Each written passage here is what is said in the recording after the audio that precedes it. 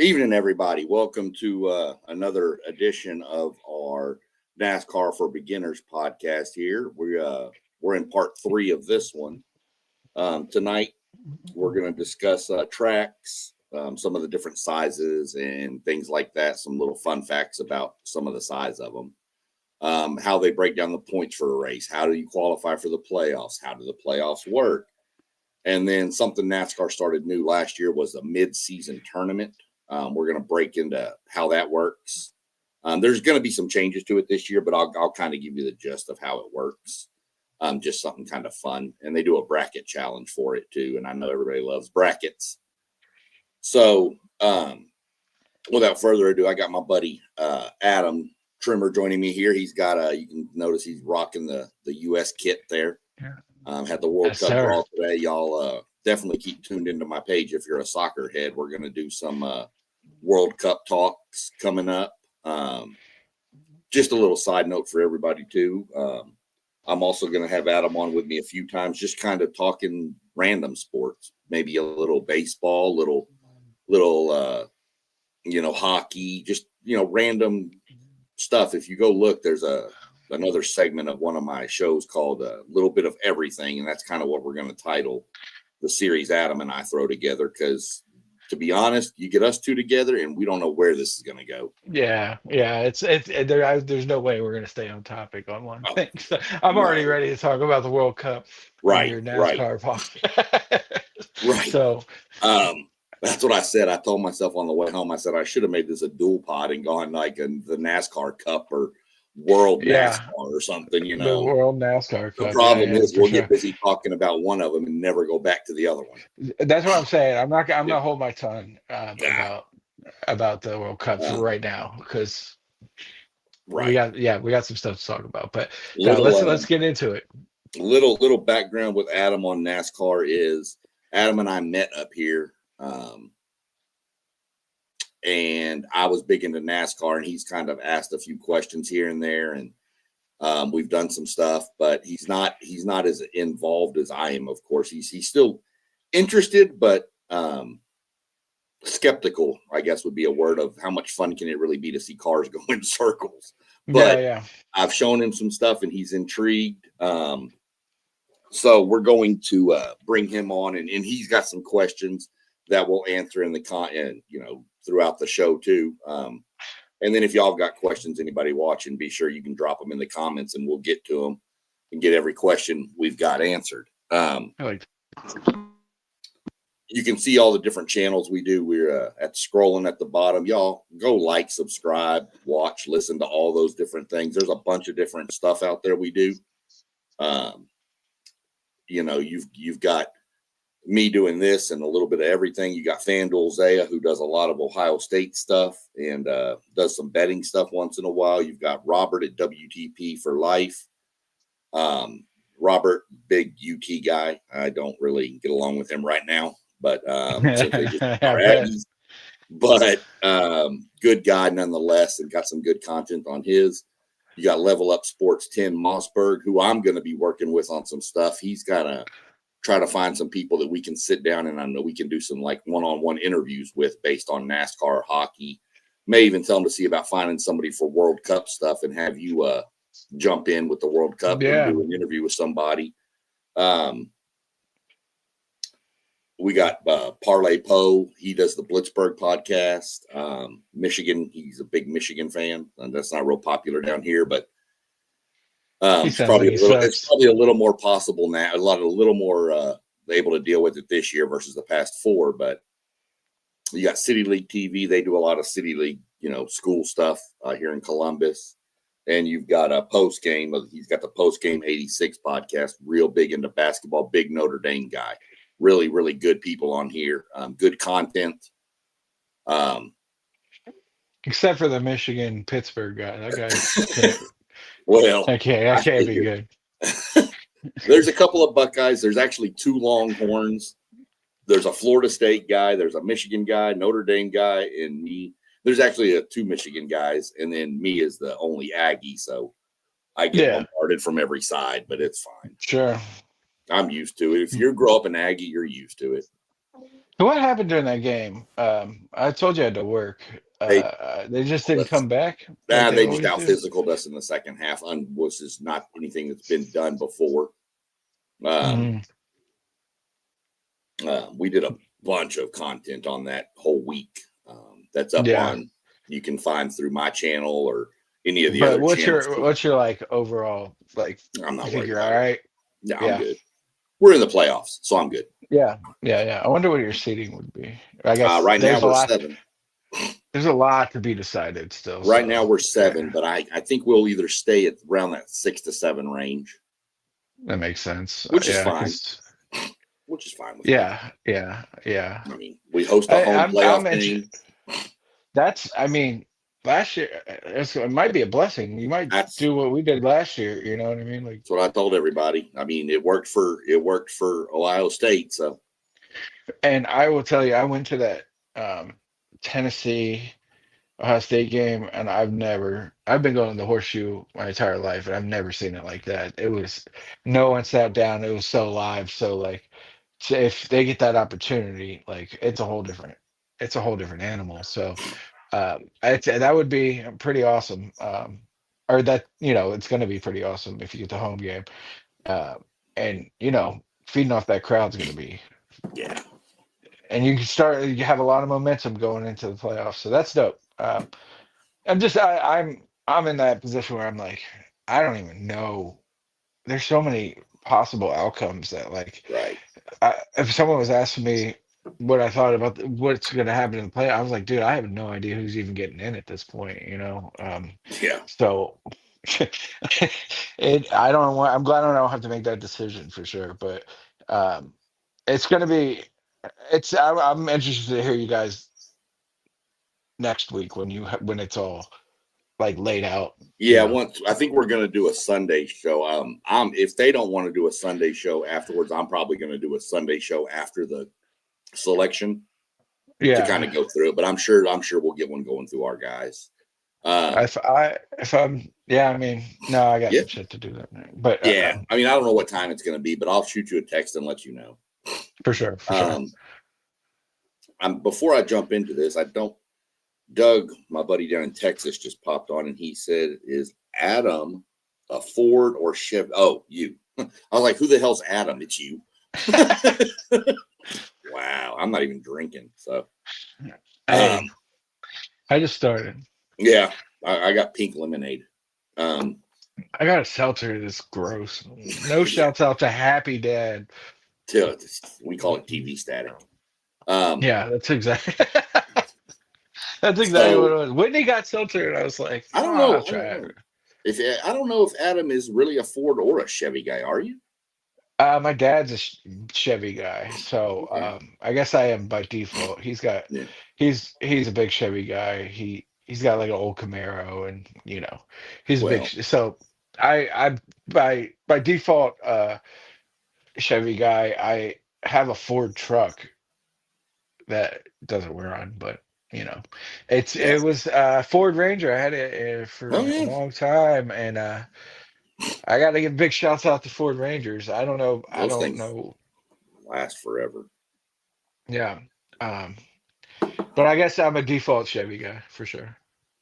So When I used to like my dad liked Earnhardt, yeah. and I liked Mark Martin because I thought his car looked. I had a like Matchbox car of his Oh car, yeah. Yeah. and so Mark. Yeah. I He's a was like, Ford. that was my guy, just because I liked his car. That's The white and blue Valvoline. I was like, yep. hell yeah, that That's was my how. dude. Believe it or not, people that don't have that or get into NASCAR that aren't family related, like their dads aren't big, but like my dad was never into NASCAR. I got into it by flipping channels and seeing a black Ford Mustang or whatever they were driving back then with a big orange Texaco star on the front, and I fell in love with the car, and then I fell in love with the sport. Yeah, yeah, yeah. Yeah, I had the little Matchbox car, so I yeah. was just like, that was my guy. I think I got it in like a Christmas or something. I don't know, like a Actually, up there you white can't really elephant. see it, but up there on top of my shelf in the back, you've got a. That's the exact replica of the pace car or one of the cars from the inaugural race ever at the Texas Motor Speedway. Okay, I Yeah, can't see it I at bought all. that Yeah, I bought the whole one.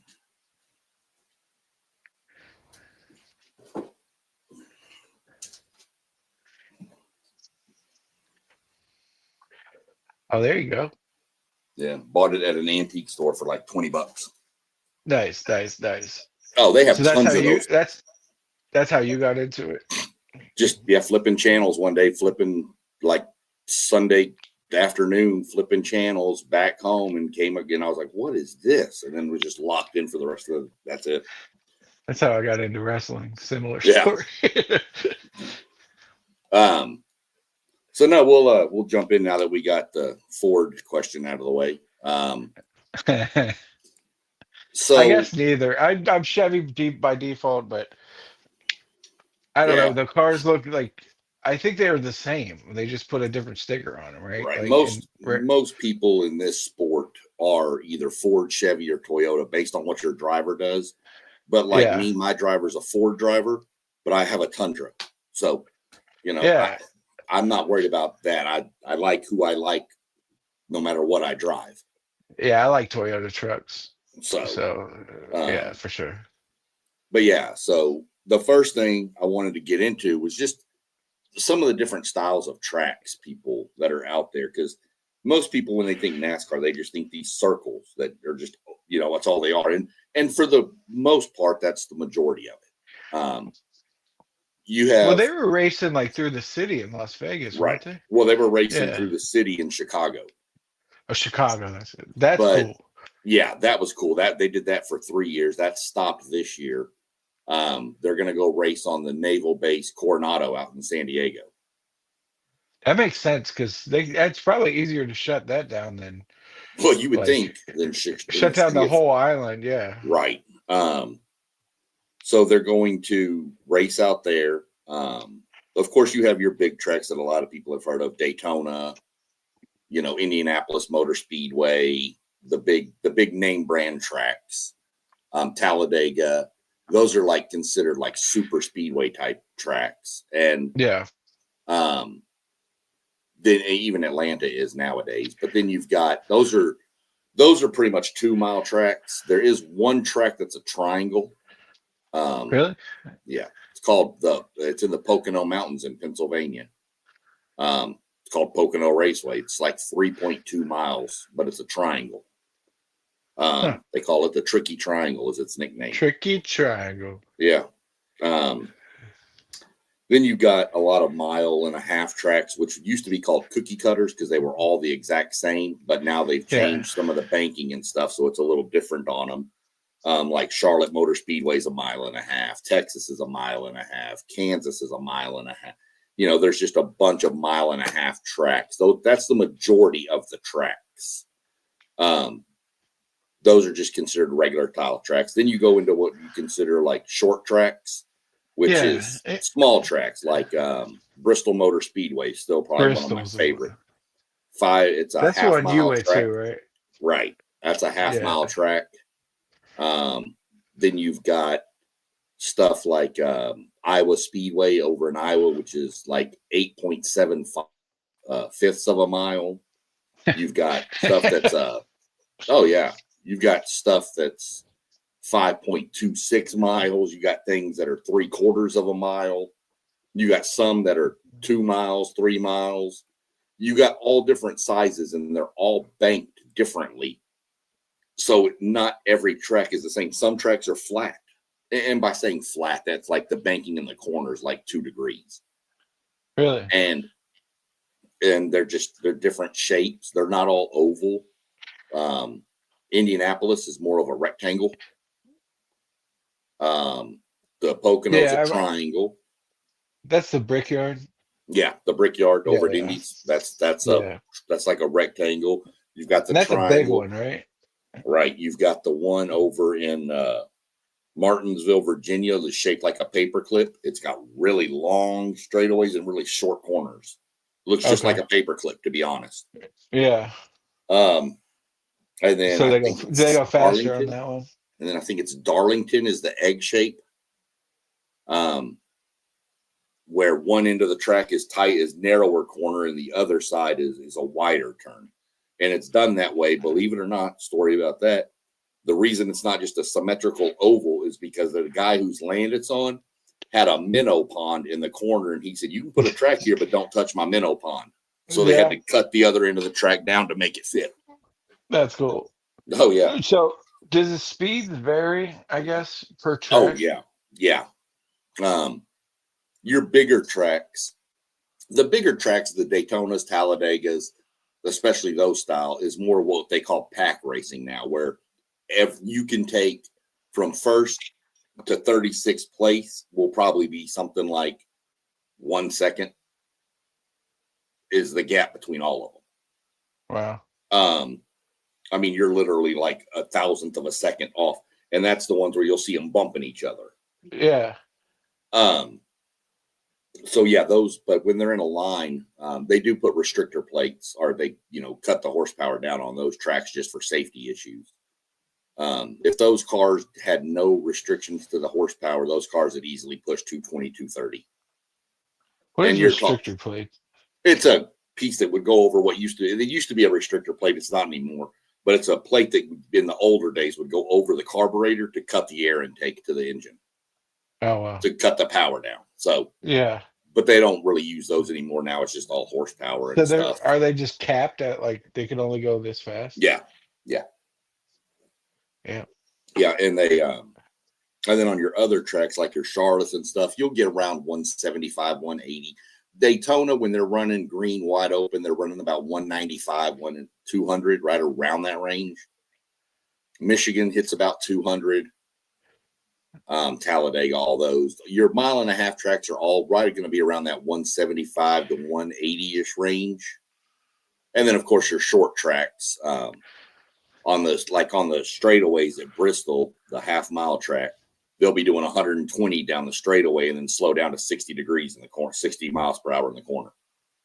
Do you get in trouble for going too fast then? Nope. And as long as your car's legal, no. If you're cheating and making your car illegal, then yeah, you're going to get in trouble. So that's just the limit of what the car can do, basically. I mean, the cars are all pretty much even nowadays. There's not a lot of work that can be done to make them go that much faster. One thing I'm really excited about for the upcoming year, though, is on certain tracks, they're going to increase the horsepower 100 to 100 miles per hour for the cars, which is going to obviously make the cars faster, and it's going to make the They're going to go 300 miles an hour. No, just the engine. The engines right now, say the engines right now are like a 550 horsepower engine. They're going to allow some tracks to be like 650. Huh. So that'll pretty much add, call it maybe, 10 miles per hour. Okay. So just that's not an exact science. I'm not trying to be an engineer. That's just a good general knowledge for people that, if the horsepower in the engine's going up, then the speed's going to go up. How does that vary from like Indy cars? Do they have like those you win by money by having the best car, right? Like F1 is just how much money do you want to spend? There is no real limits to what you can do to your car as far as horsepower. You can do whatever you can do. Formula One is pay to win in my mind. So you can make your car fast. IndyCar has a little bit more regulations, but the IndyCar is dominated by like a lot of times it's like the Honda, the power plants, the engines Honda puts in there. Plus, it's not a gas engine in the IndyCar or the F1 series. It's more of a hybrid or like a dual engine, not like the engines in the NASCAR series are the engines that are in cars and trucks now, V8s. Yeah. The ones in the IndyCar and the F1 really? Yeah, they're not the same engine. It's a whole different engine package. Yeah. So that's your speed there in the different tracks. Couple of little fun things I thought of while I was doing this. Just to give you an idea on how big the Daytona, not the track itself, but just the grass area inside the track. Yeah. You can take all 15 venues of sporting events in Florida and put it on that infield. What? Yeah, like the Tropicana Stadium where the Rays play, Ben Griffin, the Dolphins State, all the stadiums, 15 of them can fit inside of the track area. Damn. Talladega, you can take, and this was done before the SEC expanded, but if you take every 14 SEC schools, leave Texas and Oklahoma off because they weren't in this list. But if you take all 14 SEC football stadiums, they all fit inside the infield of Talladega Speedway. Damn. How? That's 2 miles. There's an airstrip. There's an airstrip like they can land like a 747 in the back of Talladega in the infield. When you say 2 miles, is the whole circle, or is it like 2 miles on each side? Like, nope, 2 miles just from the start finish line. 2 miles, and so Talladega is 2.67 miles. I wonder how long those straightaways are then. Long. The longest straightaways in NASCAR are at Pocono. It's like 1,800 feet, 3,800 feet, stuff like that. Yeah, they're insane. So if everyone has the same car, like, well, what separates driver? Like one.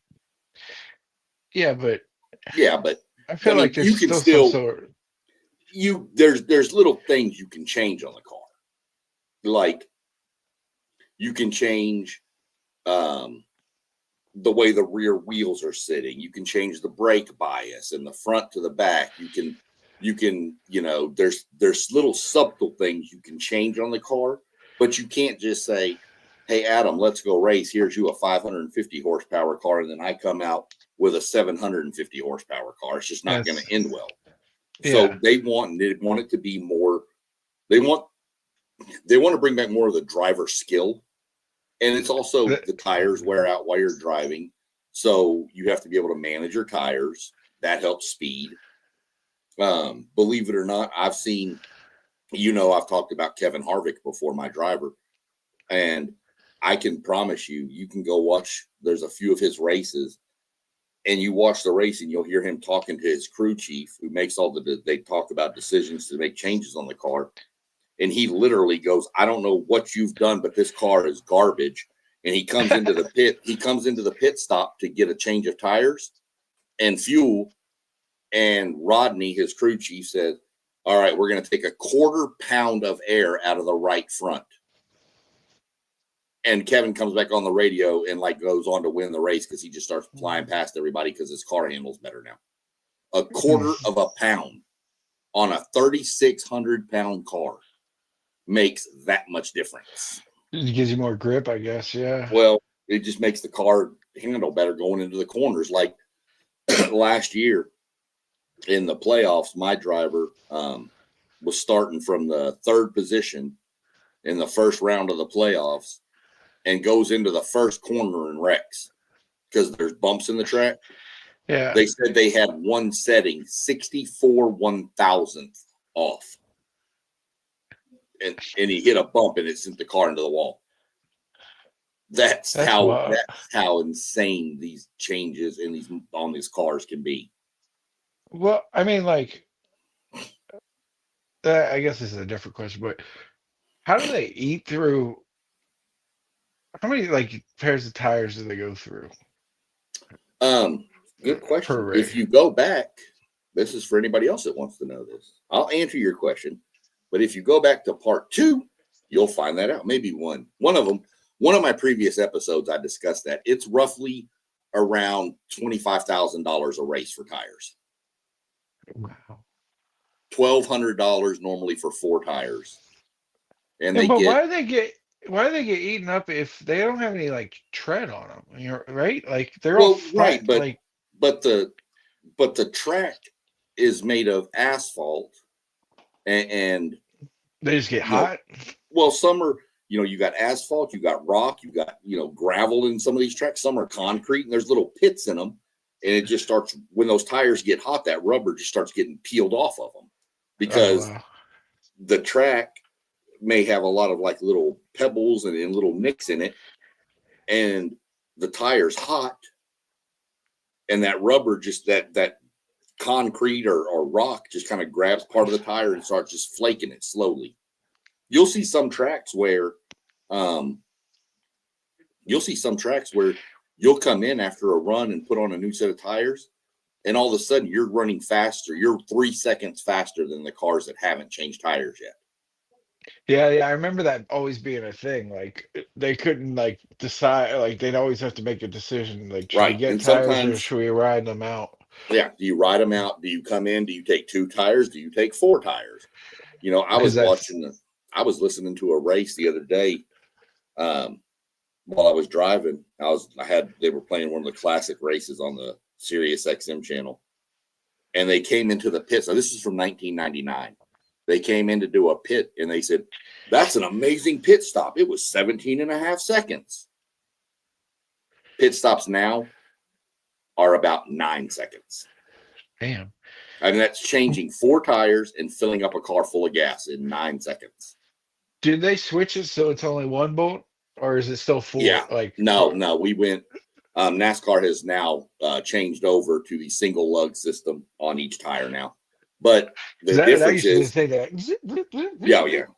Well, now in the lower levels, they still do those. Yeah. But if you go watch an F1 or IndyCar, when they change tires, they pull in, they got the jacks, and they lift the whole car, and there's a guy on each tire. Oh, wow. Not in NASCAR. In NASCAR, the guy comes out with a jack, lifts up one side, they change the tires, goes around, lifts up the other side, they change the tires. So they can only have one guy. You've got 1 jack and 2 tire changers, and then a fuel guy, and then they move to the other side of the car. They don't have 4 guy on every tire. So that's why you can see F1 pit stops last 2 seconds. Yeah. Because they're just, but NASCAR, you have to jack it up, but you need to, because you have to fill the car. Because the F1 and stuff, they have these big, huge, like gas hoses that just fit into the car, and they just, NASCAR's got a gas can and a guy holding it. Yeah, but it's still like faster than a gas pump. Like they fill up a whole tank. Yeah, like they're putting 22 gallons into a car in 10 seconds. And how long does their gas last? Oh, not very long. That's what I'm saying. Like they get. I'd have to go back and look it up again what it was, but that gas is also I think it's $19 a gallon. And they're using 22 gallons. I think I broke it down to where it was something around $5,000 for gas for a race. Oh man. Yeah, go watch some of the other episodes I've done of this. I will. Yeah. You'll see all the breakdown of how much sponsorship costs, things like that. Yeah. Mm-hmm. $19 a gallon. Yeah. Well, I'm gonna put 1 gallon in my car. See what happens. And you talk about the tires. Here's a funny story for you. Back in the day, at one of the race, and I don't want to get the racetrack wrong, but it's one of the oldest racetracks. They were racing on it, and one of the guys they kept blowing tires. Like literally, race teams were going into the parking lot and taking tires off like my car and putting it on their race car. They were literally buying people's tires so they could literally. Oh man! One guy wound up beating the whole field by like 17, 20 laps. He lapped everybody. There was nobody on the lead lap because he knew the track was bad. So he went and bought some big diesel tires with like 6-ply tread on them and never had to change tires the whole race. Oh, that's awesome. When was this? This was years ago in the 60s, 70s. I mean, it was so fun, but it was crazy. It's one of the craziest stories, though. That's wild. I would have sold my tire. I'd be like, these are $25,000 tires. Not back then, but they were. Some people were saying they were just taking them. Didn't even ask you. They just go take them. I'm like, what? That's fun. That's come back to your car. You got no damn tires. Yeah, like I thought we were at the racetrack. What happened? Right. I didn't know we were in downtown. Whatever city you want to choose. I'm not going to make fun of any cities. I'll make fun of Houston because I'm from there.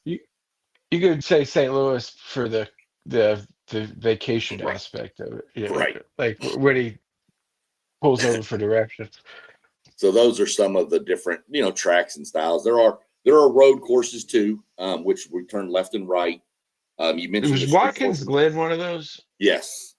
Okay, I had a friend that used to like him and his dad would in high school would go up to Watkins Glen every year. Yeah. Watkins Glen, Circuit of the Americas in Austin, Texas. Ooh, Um, Sonoma out in California. And then Sonoma. sometimes they'll turn like Daytona can turn into a road course, Indianapolis can, Charlotte can. They do race at Charlotte. They call it the Roval. It's a combination of you're partly on the oval track and partly on the road. Oh, I hate it. I'm not a big fan of road course racing. It's not I my think they favorite. look cool. I think that looks cool. It's neat to watch them go left and right but I'm just not a big fan of road course racing, especially going to it in person because the cars only come by like every 4 or 5 minutes. I think I like more they than had one. effort. I think they had one in Columbus at one point, a road course. They possibly did.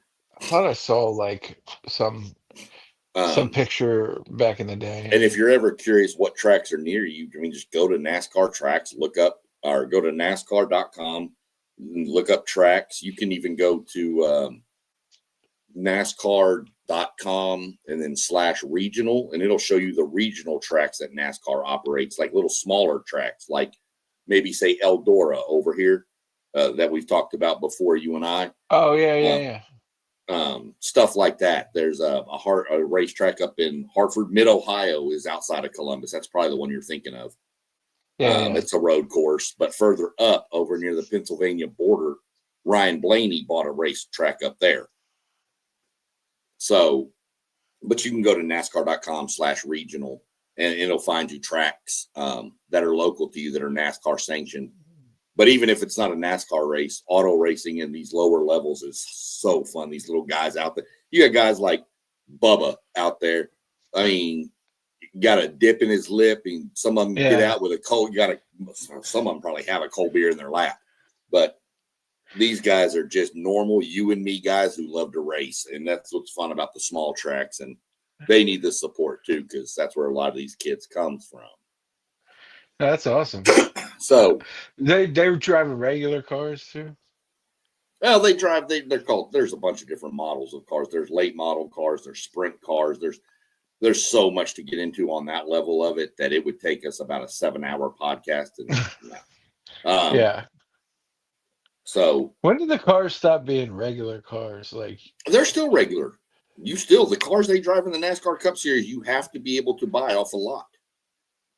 What, you can't buy a NASCAR? No, you can't buy a NASCAR, but it has to be it's a stock car, a car that is made by the manufacturer. Ford uses the Mustang, Toyota uses the Camry, and Chevy uses the Chevy because they don't make Camaros anymore, but that's what they were racing. But they can't label it as a Camaro because they don't produce the Camaros anymore. But they all have the same body. They just have stickers that look like body styles are different per manufacturer too, though. Are they? Yeah, the body styles are a little different per Ford may have a bigger opening in the front. Chevy may have a smaller one. They're different body styles. Oh yes, it's pretty much the shell of the same car you can buy. It's just massively reinforced inside with a much bigger engine and stuff. But I mean, obviously they don't have headlights, and they're just stickers. No. Right? The headlights, it looks like they do, but no, they're just stickers. Yeah. They do have blinking lights in the back for when it's raining and a windshield wiper. Do they? Yep. They have what about the front? Do they have a windshield wiper in the front? Yeah, the front has a windshield wiper. Oh, windshield wiper, not a back. I thought you were saying it was in the back. They have a blinking light in the back for if it's raining to let people know. So in case you're having trouble seeing, you can see that. And then they've got the windshield wiper in the front. Yeah. Hell yeah. See, what do we got here? Robert, nice to see you in here tonight. What'd he say? What type of track is the most difficult to navigate? Good question. It really depends. Your short tracks are always going to be a lot harder to meet, to like get around people because everybody's compact. But do you like running into the back, like oh the yeah, they back of do. people? Yeah, Like, I mean, hit like them. the front guys are going, you know what I Yeah, mean, into the back. yeah, Yeah. yeah. They'll pass them. The big super speedways can be tricky because it's so finesse driven, because you're literally 6 inches off cars in front of you and behind you and beside you. And if you want to move out and you mistime it, you're going to take out 20 to 30 cars. Road courses, I mean, I guess a road course would be maybe one of the hardest, because you are having to keep an eye on the traffic around you, turn left, turn right, brake, accelerate, shift, all these different things you have to do. I mean, these aren't automatic cars. They're all standard. You have to shift. Yeah. Is it? Now But it's they've not. got, Is it down here or is it up here, like a wheel no, shift? it's a stick shift. That's It's on the awesome. floor, but it's not the, as we used to call it, the old H pattern anymore. It's now a Yeah, sequential yeah. where they can just slap backwards to go up or bump Oh, forward to go backwards, down. forward. Yeah, yeah, Right. yeah. Now, the Xfinity, the lower series, they still do the H pattern. Yeah. You know, Shout out each pattern.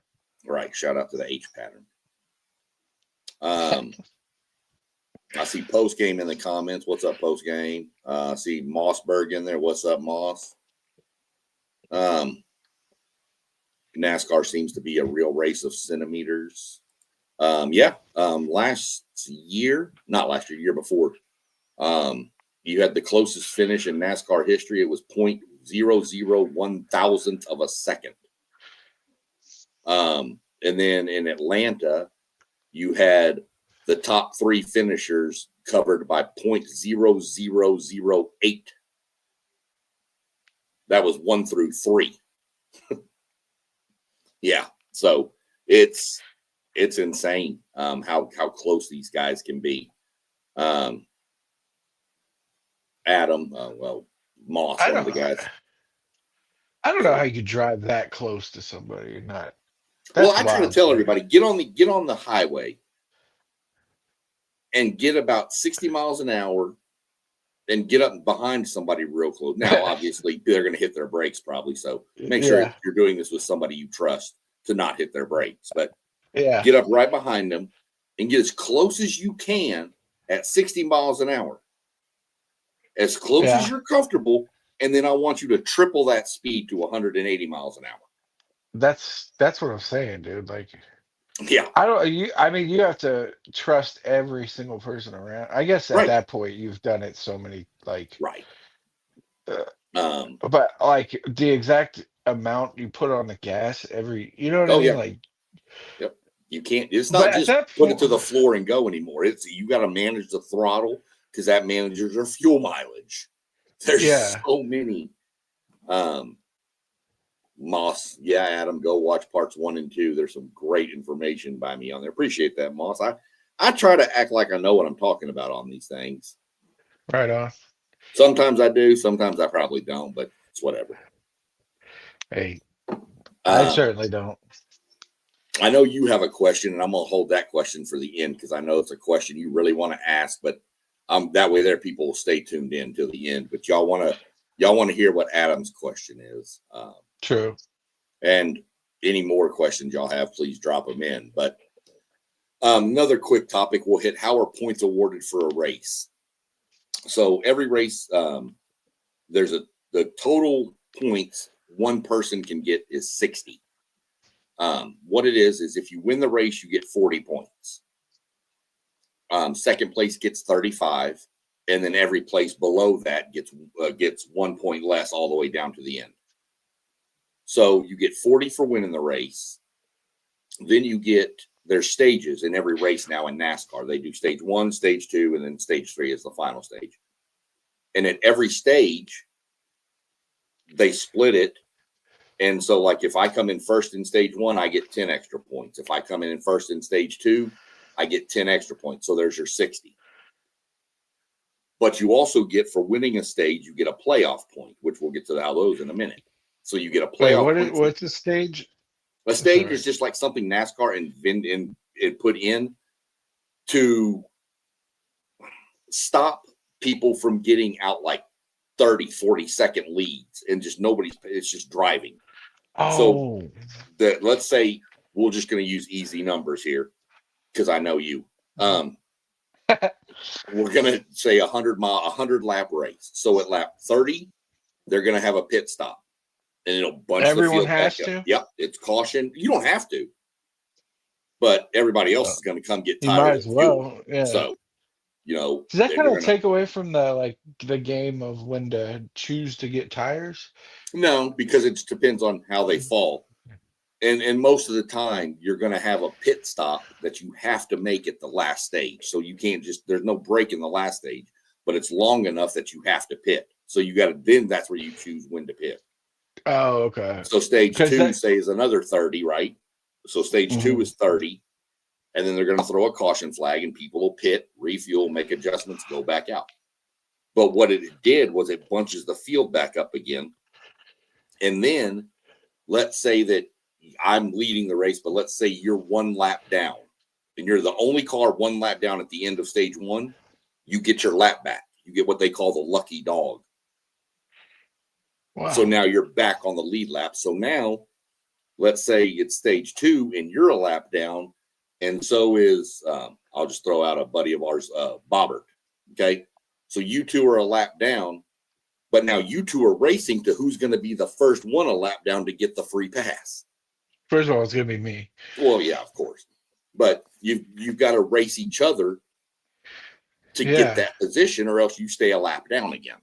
But so they put that in. So you call it. Do they like that? Oh, I love it. I love it. Yeah.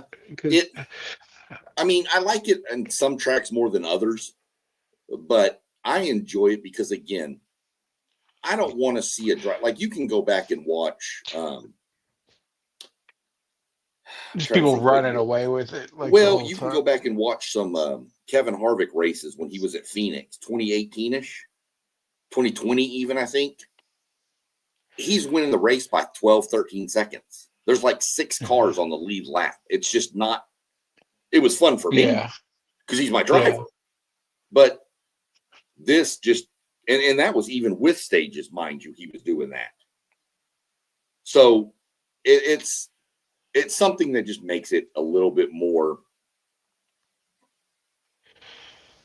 I don't know, exciting. Yeah, I mean, it just it's changes keeping everybody in the race, I guess. That's the other thing it does, is it makes the race more exciting to the end. But you could kind of just dick around and not race until the end, I guess, right? Well, you can, but you've got to also remember most wrecks happen in the middle to the back of the pack, and if you're back there just kind of screwing around, you could get swept up and wrecked and not even be your fault, and now you're out. That's because everybody back there is just hanging out, not trying to. Plus you want to win the stages because it's playoff points that you carry over. Yeah. So if you do a clean sweep of the weekend, the race in both stages, you're going to wind up leaving there with 7 playoff points, and that doesn't seem like much. But let's say you do that 10 times in a race season, 26 races. That's 70 extra bonus points you have to create a cushion when the playoffs start. So it's huge. But is that how's that? Is that just for seeding in the playoffs, or is that no? Well, yeah, I'll get to how that. How the playoffs work? I'm gonna get there. That's coming up. But so let's just say, and at the end of the 26 race regular season, whoever has the most points, not playoff points, just regular points, gets 15 extra playoff points for winning the regular season champion. So that's how points are awarded. Used to be you get a point for leading half of the race, leading the most laps, things like that. Now they don't do that anymore. It's just the stage breaks and the end of the race. So the next one up is how do drivers qualify for the playoffs? 2 ways. win a race out of the first 26 or have Just enough once? points. Yeah, well, normally.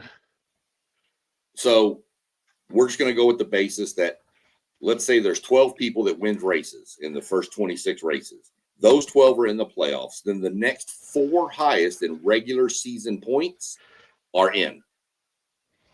Now, let's say there's 17 people that win a race in those first 26.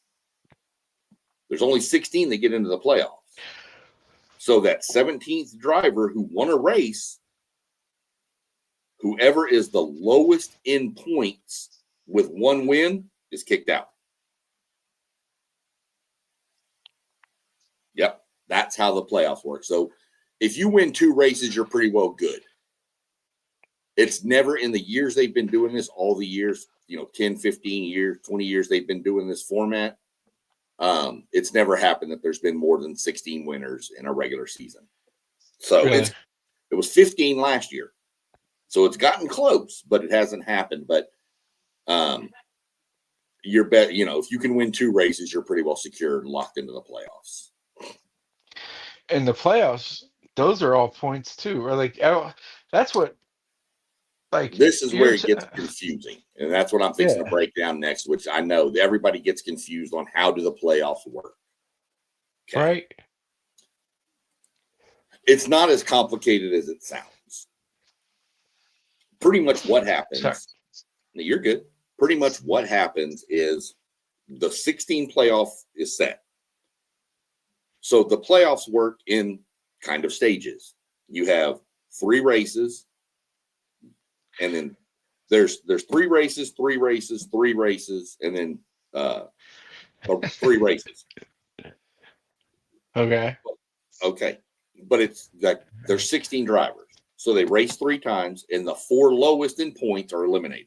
Then they race 3 more times, and the 4 lowest are eliminated. But it's not just them in the races, No, it's right? Everybody. It's everybody that's in the series. It's not just the playoff drivers. It's everybody that has a car. No. But what's the point of those dudes being there? Because that makes it, you have to watch out for them too. What if you're racing near one of them and they blow a tire and wreck you? Now you're screwed. Yeah, but I mean, what's the incentive for those dudes? Like, they still get money. I don't know. And then and then they're still jostling for points in the regular. Because at the end of the season, NASCAR pays you out based on points. So if you're 28th in points and you race through the playoffs, even though, then let's say you move yourself up to 24, that could be $400,000 extra. Yeah. But are those dudes? They're probably not going that hard, are they? No, they are. Playoff dudes. The playoff guys are too, but the playoff guys have to be a lot smarter too, and not do something stupid to wreck themselves. So anyway, you go 3 races, eliminate 4, 3 races, eliminate 4, 3 races, eliminate 4, and then you do the last race at Phoenix. Well, it wasn't Phoenix last year. It's going to Miami this year. And that's where you have the final, the championship 4. Can't call it the Final 4. The NCAA told NASCAR to stop calling it the Final 4. So the championship 4 go to Phoenix along with all the other cars, and they race. And you don't have to win the race. You just have to finish higher than the other 3 people in the 4. And you're the champion. So, okay. So all you got to do is outrun the other 3. And that's how it works for every round of that, or just the final? Every round. So, when we start round 1, all 16 drivers have 2,000 points. Okay. But I've earned 40 playoff points. So I start with 2,040. Let's say that you snuck in, you're the 16th seed. You don't have any playoff points you didn't earn throughout the season. So I have 2,040 and you have 2,000. Well, for you to catch me, 40 points doesn't seem like a lot. But if I come in 3rd in a race and you come in 1st, you only gained 7 points on me. You see? So it's hard, but you don't have to catch 1st place. You just have to catch 12th place. because after the first 3 races, 4 are eliminated. Now we're down to 12. Now, when we go to the round of 12, everybody's points are reset to 3,000 in the top 12, and you get your playoff points back again. You get to use them again. So now you got more people. Then when you go to the next 3 races and you eliminate, and now you're down to 8 drivers, those 8 start with 4,000 points. This is chaos. Who decided this? Oh God! When you watch it, it's a lot easier. Why did they make it math? Like, just which one won? It's like who? But they should just race. They should race 16 dudes, and whoever like the 12. No, but people like playoffs. NASCAR, but they never had them. It used to be who earned the most points wins the championship. There was times there's 5 races left in the regular season. And you already know who the champion is, and so nobody would watch the final races. So now, I see what you're saying. Right. So, but they'd watch if it was just 16 dudes and only 12 of them get to, and then the next one's only 2 dudes, or like but in NASCAR it's so much different because you're not just out there. You can't just do one race with 16, one race to 12, one race to 8, because you're at the mercy of so many other people on the track at the same time. Nobody's going to tune in. If there's 16 drivers in the playoffs and my driver's not one of them, I'm probably not watching. Well, I don't think why would you watch anyway? If you're my driver's in the playoffs. If my driver's in it, I'm going to watch. If he's not even in the playoffs though, like, but he's still out there just because he could still win the race. I guess, but who cares? Like, because and they do. You don't realize how much money. You don't realize how much money it is to win a race. You're talking You're well over $1 million to win a race. He gets first place, but everybody's talking about the dude who got 6th place because he beat the other dudes. Well, that's how it works. But you get that big trophy. You get over $1 million payday. I do want that trophy. That's what these guys. A lot of guys think these guys race. You'll hear them say, "I'm trophy hunting. I'm trophy hunting." Some of the trophies are killer. I mean, Martinsville gives you a grandfather clock, like handmade. Loudon, New Hampshire gives you a lobster, like a 15-pound lobster. This thing they hold up like this. Bristol gives you a sword. I do want that lobster. Texas gives you boots. Bristol at the spring race gives you a guitar, I think. And guys have like literally smashed it. Yeah, dude. Gotta smash the guitar. There's some of the trophies are just these guys want them. I get it. I'm just saying, like, I don't know. That's a wild system. It's the only sport that involves everybody all the way through the end. Yeah, that's what I was trying to describe that. Like, that's wild. But that's what makes it, because even if your driver is eliminated from the playoffs, like mine was eliminated last year, I still watched every race because I wanted to see how my driver was doing. And I was then locked into the racing, the championship at that point. So, because in NASCAR, you have drivers you like and drivers you hate. Like, I can't stand Denny Hamlin. So if my guy's doing good in the race, or if my guy wrecks early and out of the race, then I'm like, man, I hope Denny or Chase Elliott. I can't stand Chase Elliott. And anybody, I know I'm going to catch grief from people that watch this that love him, but I can't stand him. And so I'm always like, oh, was that Chase involved in the wreck? Yeah, I mean, I guess I watch bowl games. That's the same thing. Right. You'll watch the Cheez-It Bowl. The Pop-Tart Bowl is the best one. Well, I get that, and I love the Pop-Tart Bowl, but you're going to watch it, is what I'm saying. Yeah, and so, at least with this, you don't have a favorite team in the Pop-Tart Bowl, but if you have a favorite driver, it gives you something to root for. That makes sense, yeah. And I mean, it's kind of the same exact thing. They get a dumb trophy too, right. So it's just odd that the dudes that are already out of the tournament are still You know what I mean? Like that's a crazy concept. Yeah, it's what makes it though, because it makes it so intense with the just like I said, if you eliminate it down to 16, then 12, then 8, it's going to be a terrible race because there's not going to be any other cars around. Yeah. Those guys are just going to drive in single file till it gets near the end, and then they're going to race. And it's this way here. You got guys coming up from the back that are like, no, man, I want the trophy. I want the payday. I want no. And some of these guys, when you get to the playoff, they may not have a ride next year. Their contract may be expiring. So they're racing, trying to show, hey, somebody want to give me a ride next year? They're racing So for a job. What like winning the NASCAR playoffs? What's that mean? Like, what do you get?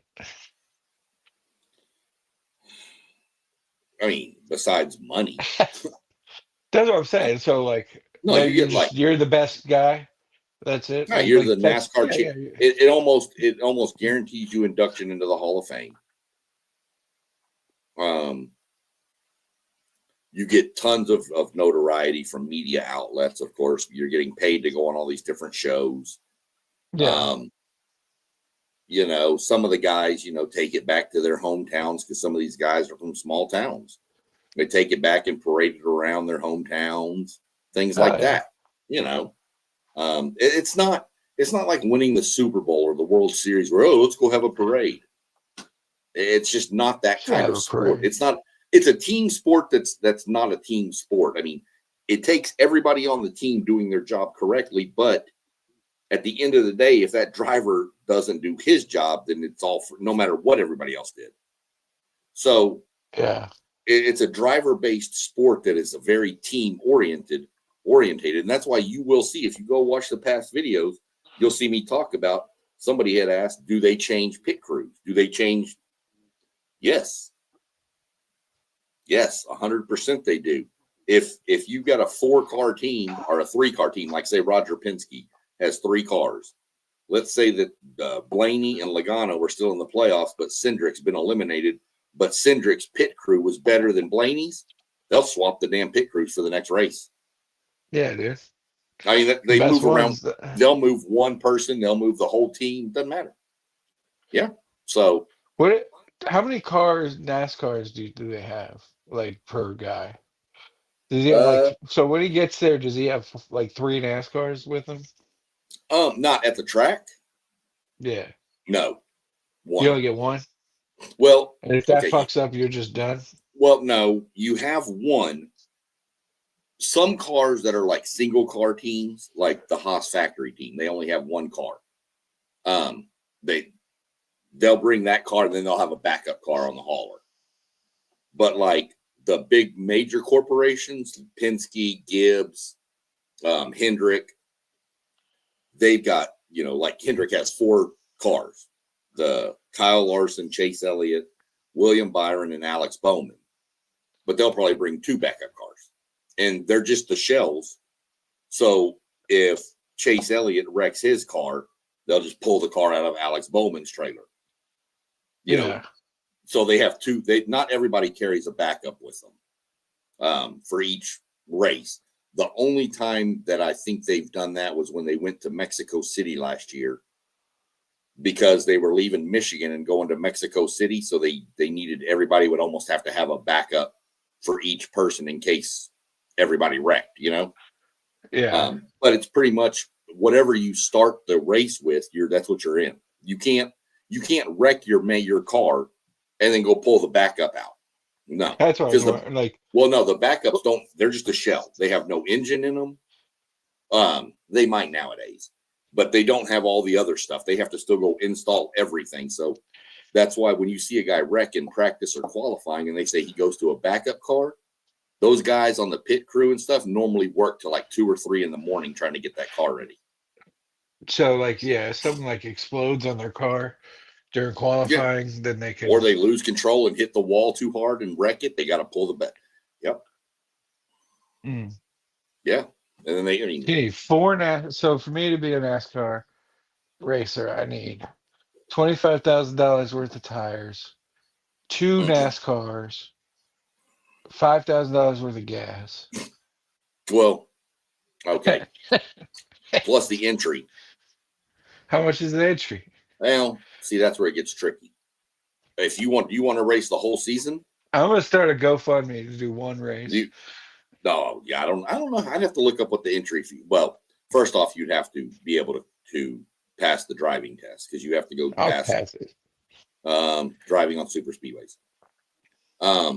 But if you wanted to race the whole season, it's going to cost you $35 million. All right, I don't know about my GoFundMe anymore. Yeah, that's going to take a while. Yeah, dude, I don't need a whole season. I just need one. Yeah, like once I said, they see me behind the wheel, dude. Yeah, okay, yeah, no. You'll be the one going 20 miles an hour around the corners. You go so slow. You'll have the pucker factor at full effect right there, brother. Yeah, dude. I'd probably get him wrecked for going too slow. Yeah, for sure. Right. Nah, they'll black flag you, tell you to get off the track. I'll be like, gladly. Right. Now, yeah, $35 million. That's crazy. That's for a charter, and that gets you into every race for the season. You're even if you go out to qualify and you wreck your car, you got a backup. Doesn't matter. You can't not be in the start of the race. You're going to start the race because you have a charter. You're guaranteed a starting position in every race. Some races like Daytona, there will be guys that come in and they do like one-off races. Some of the older racers and stuff, they'll come in and do a race. Fine. But there's only 40 spots, say, or 43 spots, I think, in the Daytona. So 36 cars are guaranteed to start. So there's only 7 open positions. So if 9 people are trying to get into the Daytona, 2 of them are going home. So you may put all this money in and then not even qualify, and you go home and you've lost everything. You get no money. You get nothing. They obviously are getting money from advertisements. Well, yeah, but I mean, that's why they get all the stickers and shit. Right, is it profitable for these teams? One of the teams had said that over his time of being in the sport since the 2000s, he's lost $100 million. That's what I'm saying, dude. That's insane. Well, we're not going to get into all that because that's why there's a lawsuit going on right now. But we're waiting to see how that plays out. Do they get a piece of the door or anything like the tickets? Well, I mean, there's payouts for a bunch of different things. You know, they get paid out by revenue and what's on the broad. There's a whole different thing they use to pay people out. But yeah, part of obviously Tide is paying a lot of money to whatever, put that giant logo on it or whatever. Oh yeah, you know what I mean. But still, $35 million, like. Mm-hmm. And that's per year and per car. So like Hendrick pays $140 million a year. I mean, they have to make some money, right? Like they wouldn't do it if they didn't. Make some, but that, like I said, once more is known about what's going to go on with this lawsuit, that's going to break out because the teams are wanting it to be a permanent charter to where I buy it once, I don't have to buy it again. Oh, really? And NASCAR's like, no, we need to buy them every year. That's how we, so I kind of agree with the permanent charter thing. I mean, if I'm spending $35 million, let me be in there for, hell, make it a 5-year investment. So that means 1 year or just $35 million. If I get $35 million, that means I have 5 years to try to do enough winnings and sponsorships to cover $35 million versus trying to have to cover $200 million. Yeah. So and they're like, well, if you don't pay it, someone else will. It's like, nah, there's only like a handful of people that can pay $35 million. You know what I mean? Like, so if they have the demand, they'll be like, right. They're gonna have to bend to that, or just start a new league. Like, that's wild. Yeah. I mean, they got to get TV revenue, and like NASCAR's getting greedy. You said there's 40 cars. 36 cars. Do the math. Oh, I know. It's insane. It's in That's 10 cars is 350 million. 20 cars is what, 700 million? So 30 cars would be 1.5 billion. come on, man. A Yeah. year in But fees. now NASCAR pays for a lot of stuff too. But I Yeah, like I of said, course they can afford it. until they figure all this out, I'm not going to get into how the charters and stuff work, because I don't want to give information out and then it change all of a sudden. So Yeah. there is a lawsuit going on right now from Michael Jordan, Denny Hamlin, and Front Row Motorsports are all suing NASCAR antitrust. So we're going to see how this lays out. The court case just started on the 1st. Mhm. So we're going to see where it goes. I mean, this could be a 2-year process, but right now everything's as is. We'll see what happens. As more stuff gets settled, I'll be updating more. But for now, I'm not even touching it because it's just way too much. But I do know Jordan walked into court today to testify, and on his way in, some guy was holding up a stereo playing the Bulls intro. That's awesome. Yeah, it was pretty funny. It's on. You can find it on Twitter. Is it up to NASCAR to prove that it's worth Well, that I mean, much, I guess? NASCAR's the defendant, so it's up to the teams to prove that there is antitrust. That it's not worth 35 million. There's more involved than that. It's a lot more deeper than that. Just the money thing. Okay. But it's pretty much the plaintiffs have to, it's just like a court case. The plaintiffs have to prove the defendant's guilty. So $35 million is guilty. They're guilty. You'd be surprised. Those teams make a lot of money. So, but I would hope so.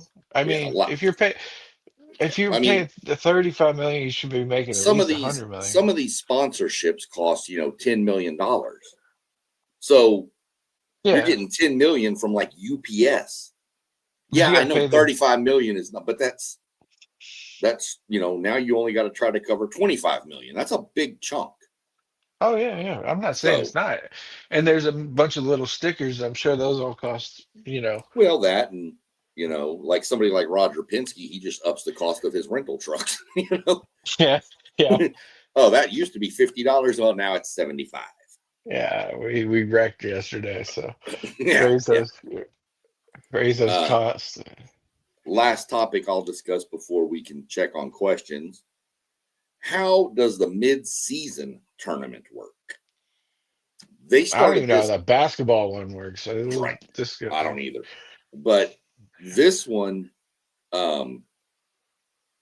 this one's going to go through some changes. So it's not going to be exactly like it was last year. It was really cool though. It really brought some more energy to the middle part of the season, kind of that slow time of middle summer. Yeah. Pretty much what it is the top 32 in points at race. We're just going to say race X. I don't know what number it is right now. Those 32 are in the playoffs, are in this tournament. Then they do 3 races. Last year, it was, I know Michigan was one.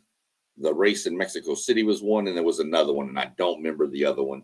But anyway, there was 3 races, and it was some weird conglomerate of your finishing positions and all this, and that's how they seeded people. Nobody liked it, so that's going to be changed, I'm sure. But it was too hard to figure out what's what. They keep throwing more math at it. They were trying to figure out a way to seed people, and I was like, just seed them 1 through 32. Why do we have seeding races? We already have a point system, 1 through 32. One plays 32. It's that easy. That seems logical, yeah. Yeah. So I don't know what they're going to do with that this year, but after those 3 races, then you have a bracket. You have a 1 seed and a 32 seed. 1 plays 32, 2 plays 31. Just like the NCAA basketball tournament, except it's not 1 through 16, it's 1 through 32.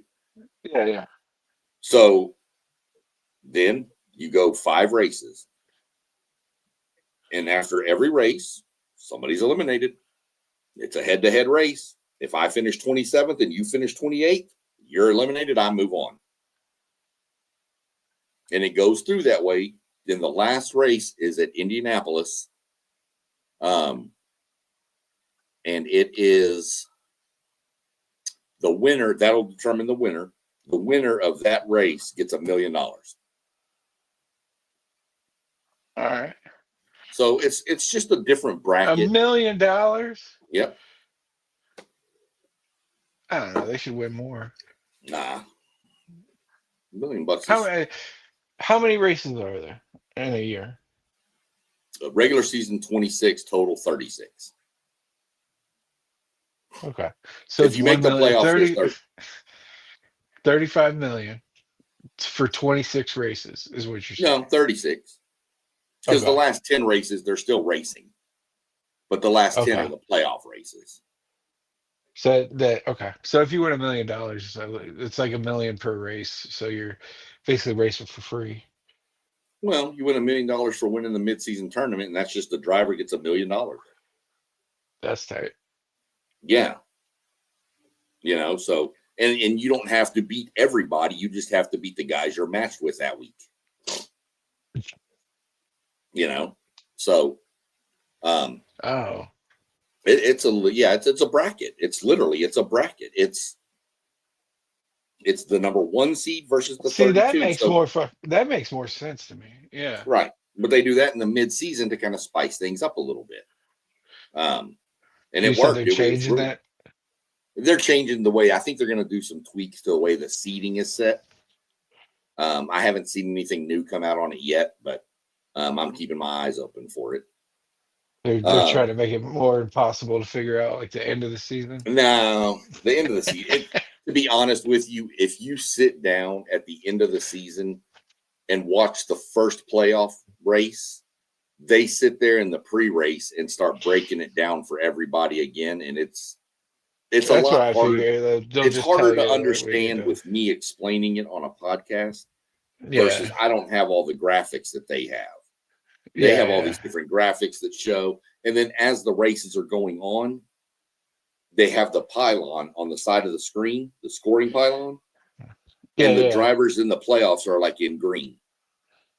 See, and then the points are normally at the bottom as to who's wearing points, and then if somebody wins a race, then the next race that driver is going to be like in yellow, and all the rest of the drivers are in green because he's already advanced to the next round. Gotcha. Yeah, it's a lot better harder when it's color coded. It's a little harder to explain on this podcast. Like I said, I don't have access to all the graphics and stuff that they do. I probably do. I'm just too lazy to go do it, to be honest with you. Man, we need a graphics department. Yeah, I need to start the GoFundMe for that. That's what we'll do. We're going to start a GoFundMe for microphones, better laptops, ring lights, and a graphics team. Holler at me when you get a microphone. I'll tell you what to get. Yeah. But then you got it's all the thing. But it's, we're going to have to crank up the GoFundMe and hope people actually will GoFundMe. No one's going to fund us. You never know. I've seen some stuff out there. You got to start crying. Right. Real quick.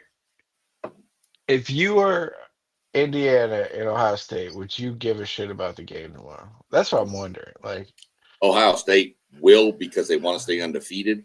Indiana wants it because they've never won one. Sure, but like they really don't matter. Nah, you just want to. If you're Ohio State, you just want to stay healthy. That's what I'm saying. Like, I don't know if you. Yeah. Anyway, go ahead. I'm sorry. No, you're good. I was just thinking about that. See, this is what we're talking about. We were talking about tournaments, and I'm like, the guys in the tournament. This is why we mentioned earlier on this at the beginning. If you go back and watch the intro to this, the beginning of this, you'll see us talk about. We will get sidetracked on topics, and there we go. Hey, man, I waited a long time to ask that.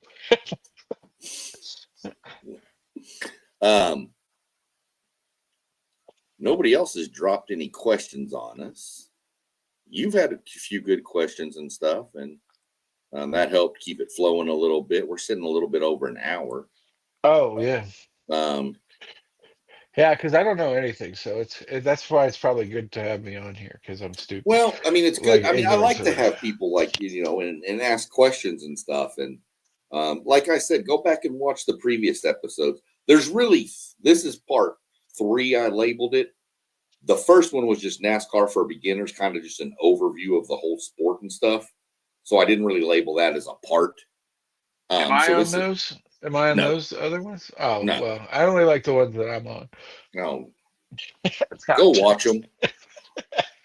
Damn, help a I'm gonna brother go out. and I'm gonna If we go like look, because we need injecting it subscribers, and into. if we can get subscribers and people to watch, then maybe that will do the GoFundMe.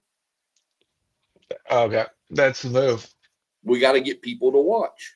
Well, I'm And getting subscribe. gold here. No, Do what? nothing.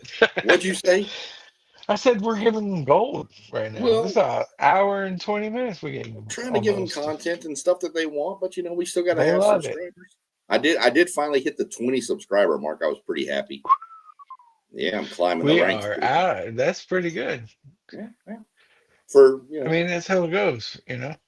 I mean, I'm not some big dude on a national thing with a big following. I'm just some guy who's on a group with we talk sports and Yeah. beg people to subscribe.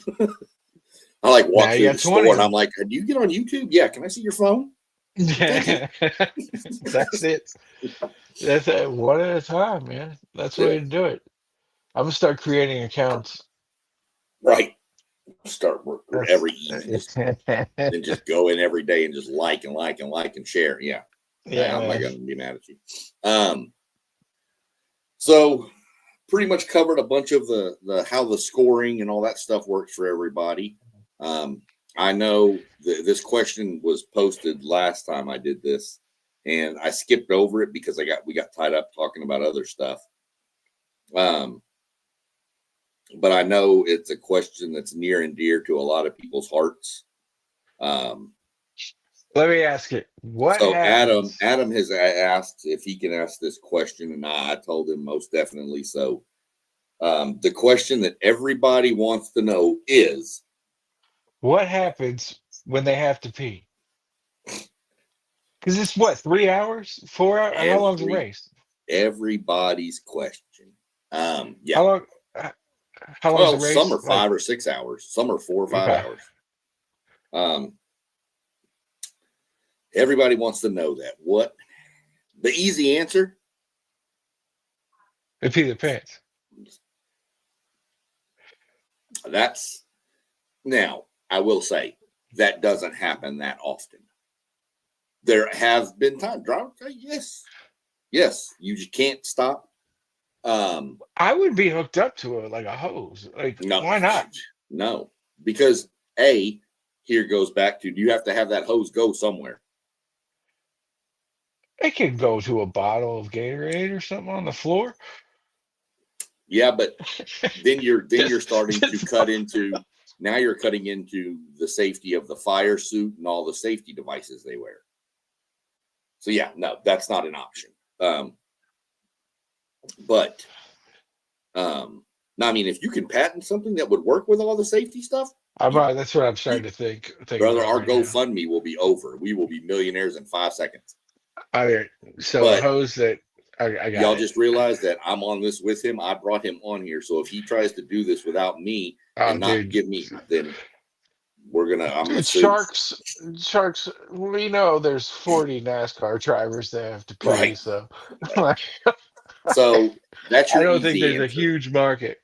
You'd be surprised, dude. It's not just NASCAR drivers. Yeah. There's 40 in the Xfinity series. There's 40 in the truck series. They're all over the rest of the world racing. There's me on the way home. Right. From Right. Of course, some of the people in Columbus, I just rather go out on the road and hit their window.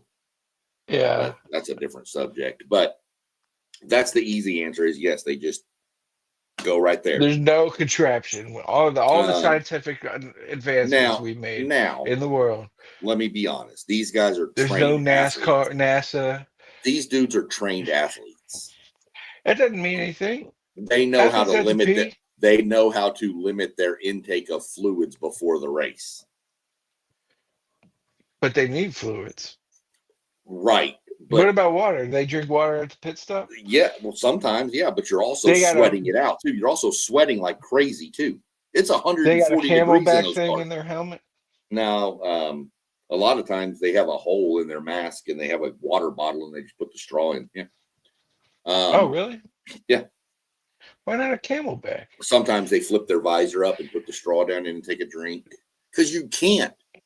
You've got a harness around your head, holding your head back against the seat. Yeah. You put a Camelback behind you that's going to push you like this. Well, put it behind the seat. No, there's no room, dude. Plus, that would add weight to the car, which makes the car if slower. Everyone had it. No, not everyone would. Water and pee jugs. Like not everyone would. had. You gotta have it. That's part of it. You have to have water and pee. So that's option 2 is monitor your intake. First of all, I don't even know if we're gonna make. I barely make it through this podcast without having to pee. So this is incredible. But you're also drinking. I had one of these beers and they're gross. But the third option is there are times when there's an extremely terrible accident and the race is like put under red flag where everything stops. And when that happens, the drivers can get out of their car and go to the bathroom. What? But they can't do it in the stage part? No. Well, I mean, you can, but by the time you get out of your car, go to the bathroom, get back in, the race is going to be going again, and you're going to be 3 laps down. How long is the stage break? 3-4 laps going under caution. Based on the track. Just the one car? No. I mean, all the cars come in, get their tires and fuel, then they go back out and get behind the pit. They don't just chill. Okay. No, and then they come back around. They come back around like 2 or 3 times, and then they they line up, and then they race again. So if you're in the bathroom, you're done. But yes, could you have like the Ricky Bobby thing where one guy gets out and the other guy drives around, and then he comes back, and then he goes to the bathroom. The guy drives a lap, and then he gets back in the car. No. You can't change drivers that fast. Yeah, I don't know about my NASCAR career because the seats are custom built for the driver. Yeah, but you're only doing the pace lap. Like, doesn't matter. You still have to get in the car as the backup driver. Then you have to get all your seat belts on, get your Hans device, your head and neck restraint connected. You're not gonna get in a wreck though. You're not putting all that shit on. Like, yeah, you do. You can't touch the track without it. So you got to put it all on. Then you go then you got to come back and take it all off and get out and let him get in. Yeah, no. You're not going to make a NASCAR career. I can already tell. Well, yeah. I mean, I already have to pee. I can make it from here to St. Louis without having to pee. Bullshit. That's my wife. Why? The only reason we stopped to go to the bathroom. 6 hours? Yep. I don't know if that's good. I don't know. It's probably not good, but I don't care. I'm trying to get somewhere, man. I got to go. Yeah. I think I stopped like 3 or 4 times on the way to. That doesn't surprise me. But I was supposed to drive by myself, and I'm not you, and I can't drive like that. Yeah. So just some more insight. Trying to figure out, I don't know what I'll figure out some topics to bring up next time I do it. Probably don't know if I'll do one until maybe January. I may pump the brakes for a little bit because Christmas is coming up and stuff. So I may pump the brakes on and give me some more time. That'll kind of let this lawsuit maybe get a little further I can talk about. And then after the first of the year, I'm probably going to throw a podcast down, and that one's going to be strictly based probably about the NASCAR app and how to earn all your free stuff. Ooh. That's, like I told you. That's sponsored by the NASCAR app. Well, the free tickets we get and stuff like that. Yeah, that's cool. Go through how to set all that up, how to get all that going. I'm not going to a race next year because we're going to be got some other plans. Yeah. So I'm not going to be going to a race next year. So I took all my points the other day, and they have sweepstakes going on. So I put I put 6,000 points into the full collection of the NASCAR diecast from last year, and I put the other 6,000 in a drawing to go to the race in San Diego there at the naval base. Yeah, because they pay for all your hotel, airfare, and everything. Coronado. I used to live in San Diego. Coronado's tight, man. Yeah, so we're going to. I just put all my points into that. Sometimes you get free gas for a year if you put your points in and win the sweepstakes. There's all kinds of stuff. So, I'll break into that more probably after the first of the year because the app, you have to use your points by December 31st. Oh, so you got to cash them out. Right. And then next year they start up, and it's normally middle of January. So I figure if I can throw a pod down sometime at the beginning of January before the app restarts for the next year, that'll give everybody, ready. And then once it does, then I can jump on with another quick post about just, it's live now. So we'll see how it goes. That may be something that if you actually got the app, we actually get together and try to figure out how to share a screen. Okay.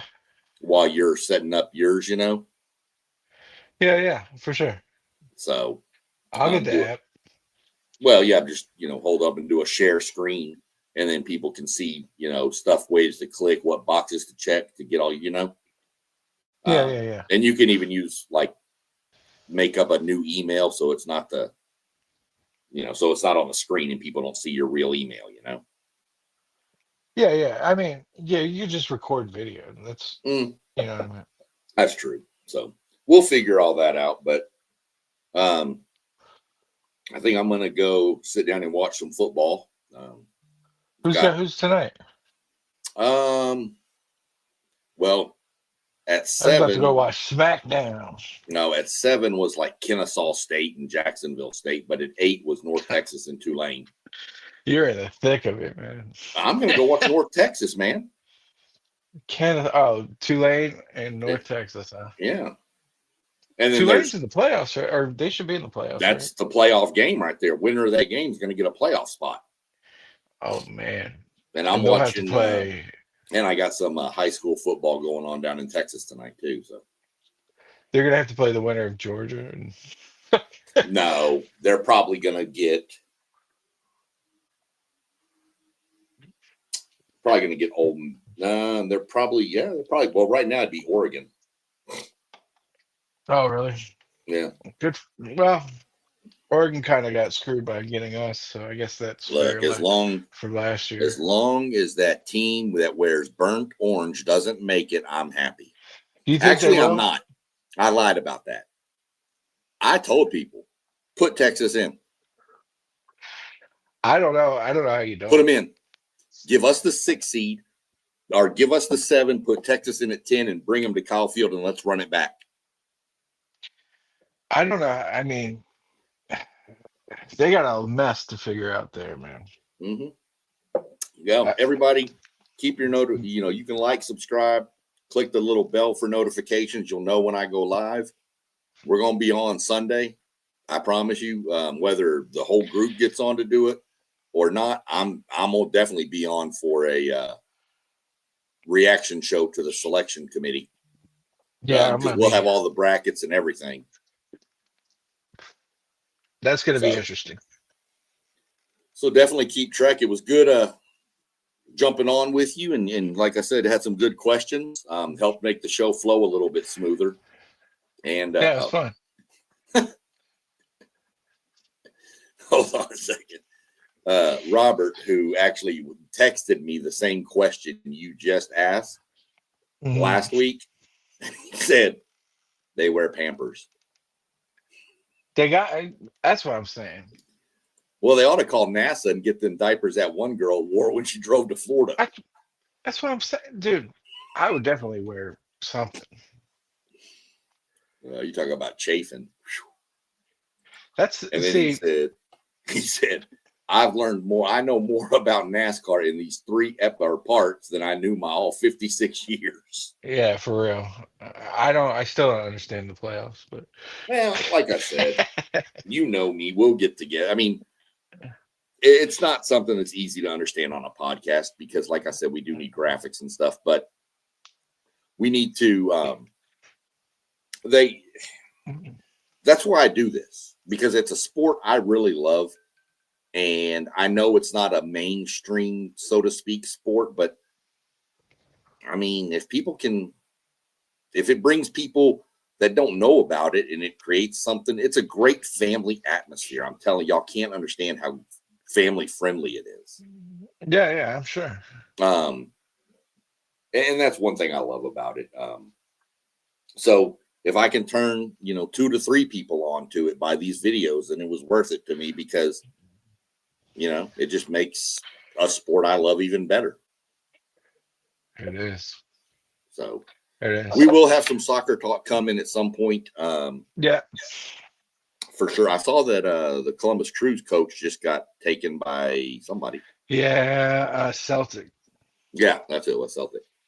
I mean, he was what? The Boston Celtics took a soccer coach? Yeah, they're that shitty. So, yeah, no, it was cool jumping on with you. And like I said, the questions were good. We're going to do it randomly. We'll see where we go from here. And then, the we'll Everything podcast. Look out for that. Yeah, for sure. Keep your eye out for the a little bit of everything sports. That's where I'm not shy.